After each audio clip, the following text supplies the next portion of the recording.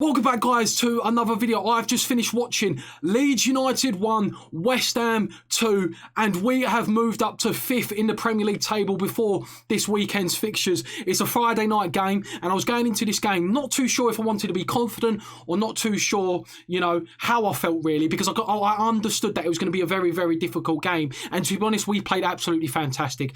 And I thought it was going to come back and bite us on the arse because of the chances that we missed. But one change from the team that lost to Manchester United, Masuaku, who was injured with a knee operation, he dropped out the side. Now, there was a lot of talk before the game. Should we go to a 5 at the back? Should we keep that shape? Should we bring Diop in? Should we go Cresswell out wide? Should we bring Brent Johnson in and keep Cresswell central? Or should we completely change shape? Now, the latter is the least of what we expected Moyes to do.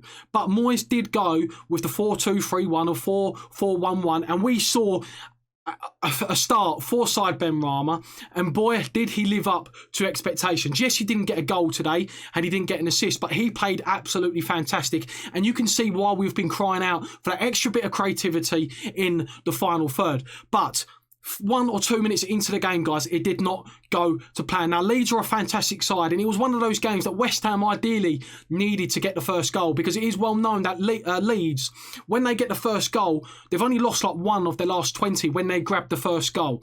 And it was in that game last week against Chelsea where they did go 1-0 up and they lost. But Leeds score a penalty through an individual mistake of Sebastian Haller. Now, Benrahma gets close to Sebastian Haller. So it's Haller, I've defended him as much as I can because he's had, in my opinion, no real support. But today he had support. And today his first touch in his hold-up play was absolutely dreadful. And the first example of it was 2 minutes into the game. Benrahma passes the ball around the corner. It's a heavy first touch. The touch goes to Click, who plays a fantastic first pass round the corner in transition that splits both Balbuena and Ogbonna. Bamford is through 1-on-1, takes it round Fabianski. He brings him down, penalty. And now the actions that proceeded for this penalty was that Klitsch steps up, he puts it bottom left, Fabianski's right. A fantastic save, whilst it was a poor penalty, but it was retaken. I said to my dad to the side of me, I'm not celebrating until I know that he was on his line.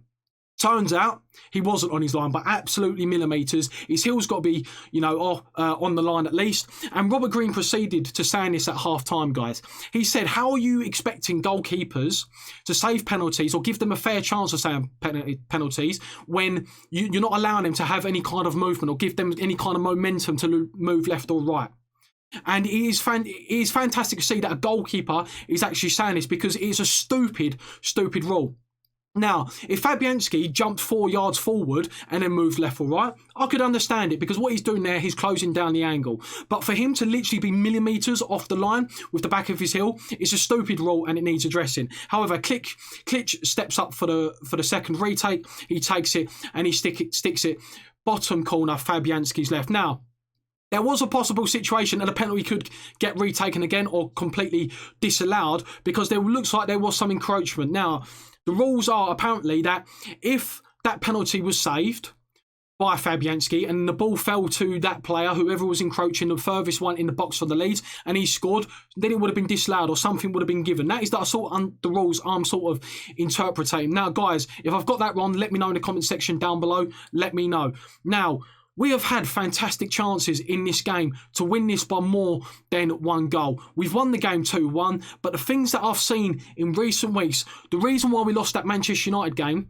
last week is because our lack of killer instinct, our lack of, decisiveness in front of goal and our composure. And that's exactly what happened today. It was only a couple of minutes later that Bowen finds himself, in behind the Leeds United defence, and he's trying to pull the ball back. Now, looking at the still image, Haller, who was back post, he started running front post.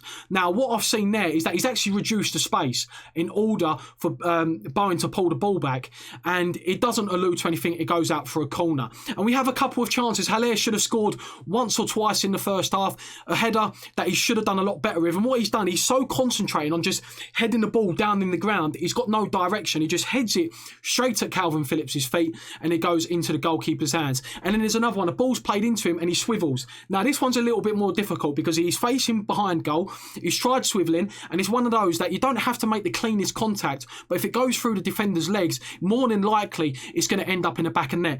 It doesn't do that, but from a corner, and it was mentioned a lot across Leeds United fan channels, West Ham fan channels, that Leeds United concede goals from set pieces. We get a corner, fantastic ball in from Bowen. Thomas Souček again at the back post. Now the goalkeeper, Meslier, whatever his name is, should have probably done better. But the pedal was powerful, fantastic header by Thomas Souček, and we go in at 1-1. And as sort of the game, progressed, especially that latter half, the later 10 or 15 minutes, I feel like we sort of faded out the game until half-time.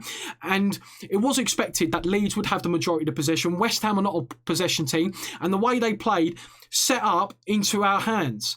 Because they are over aggressive in terms of holding the ball, in terms of their fullbacks getting out wide. And there was multiple times that Luke Ayling, the centre back, would drift into the middle as almost acting as like another CDM. Calvin Phillips would drop deep. Luke Ayling would drop into to CDM, leaving potential space for midfield runners, for attackers to run into. And that's the type of team they are. They're very aggressive. They're very, they want to play risky football, and it's fantastic to see.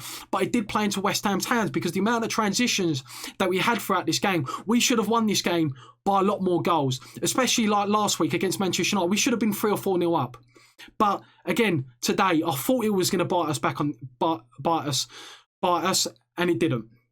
Anyway, going into the second half, there's so many chances, guys, that I can't even kind of remember.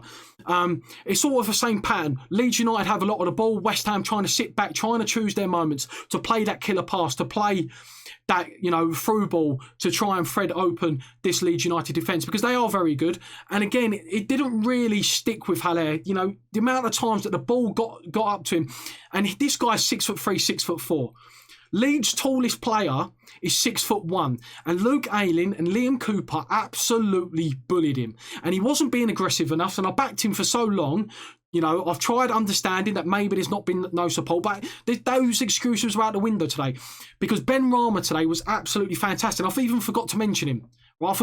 Ben Rama playing in that little hole was absolutely fantastic. Going back into the first half, the amount of times in terms of transitions when the ball got turned over, West Ham had that little bit of pocket of space where Ben Rama would drift off Calvin Phillips, would drift off Click, to then for us to get a little bit of a transition going. And he was unlucky in terms of a couple of shots that he had today. One hit the side net and one that got blocked from Luke Ayling with a diving header.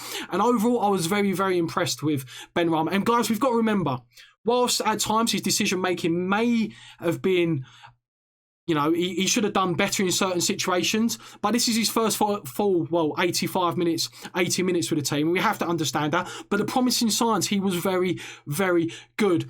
Into the second half, now we're actually going into the second half.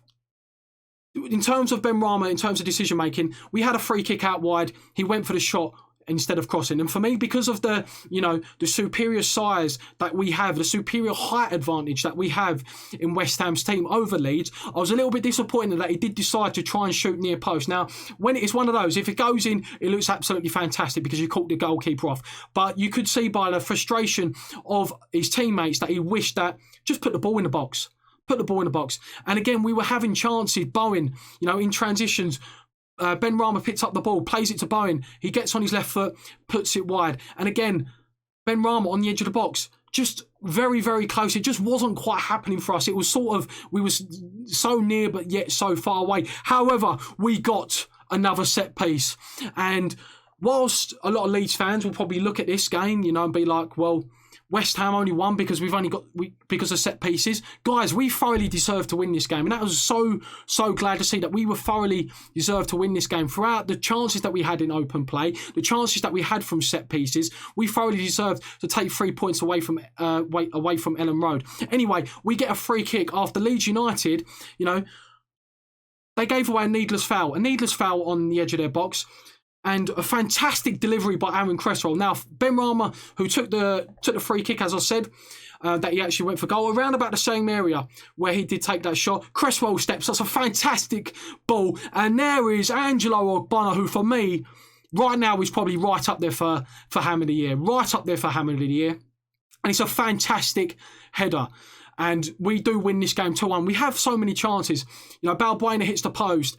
Haller has a couple of other chances that he turns, swivels, a good block. And you could arguably say, could he have done better? But for me, it was decent defending from Leeds. Whilst I was very, very frustrated with his general open play, and he should have done a lot better with the header, but there was a couple of chances in the second half that you got to just say it was pretty good defending from Leeds. And he has a speculative overhead kick, which he loves. He loves an overhead kick. You've seen it against Bournemouth last year, a great overhead kick that went in. He has got this capable, and he has got this in his locker. Great save again from the goalkeeper. A Ogbonna header, fantastic save again from a close range header from a free kick. So he did thoroughly deserve to win this game. And then 88th, 89th minute or 90th minute. And by the way, guys, how did they find 4 minutes? Considering the first half only had 2 minutes on the clock and there was a retaken penalty. They found 4 minutes from somewhere in the second half, and Leeds United have a last chance of the game. A cross that was put in, Rodrigo heads it, glances it straight down the throat of Fabianski, and I'm thinking, guys, we have been let off here, because either side is 2-2 and it's sort of been not smash and grab, but we wouldn't have got the points that we deserved. We deserved all 3 points of this game, and hands down to David Moyes, because going into this game, I was very concerned with the four at the back, but we nullified their threats very well. And how did we do that? You saw when Leeds United had the ball, we let their centre-backs have the ball, let them have the ball, but what we did do is, whoever was in central attacking midfielder, Ben Rama or Fornals, they did interchange throughout the game quite a lot, but whoever was in that central position, they'd just follow Calvin Phillips. Now, Calvin Phillips today, whilst, we expected him to have a lot of the ball, he wasn't able to stamp his authority on the game as much as that I've seen him do for Leeds United. And I'm not going to compare Declan Rice and, Calvin Phillips in this video, but West Ham today nullified their key threats in terms of stop Calvin Phillips getting on the ball. And Leeds, when you can stop that and nullify that, Leeds are a completely different proposition, because what Calvin Phillips does, he drives into those little half channels to receive it. He was actually at times dropping back as a third centre-back just to try and get on the ball. That's how well we nullified Calvin Phillips today. And for us to be fifth in the Premier League table, guys, after losing to Man United last weekend, Cresswell mentioned in prior to the Manchester United game, this is the best sort of team spirit that we've seen at West Ham, or that he's seen at West Ham since he's been at this club. He's been at this club for 6-7 years now. And he's been through Sam Allardyce, he's been through Bilic, he's been through Pellegrini, he's been through the first tenure of Moyes, and now back at the second tenure. For him to say that was a big, big statement. And today was the first time to see whether this team had bounce back ability. Did they have the team spirit that Aaron Cresswell said that they had? And guess what? They bloody did. What a result by the boys. What a performance to go away to a ground that we haven't travelled well. As you saw at the build-up of, prior to the game, we have not travelled well. The last time we won here was like 20 odd years ago when Nigel Winterburn scored.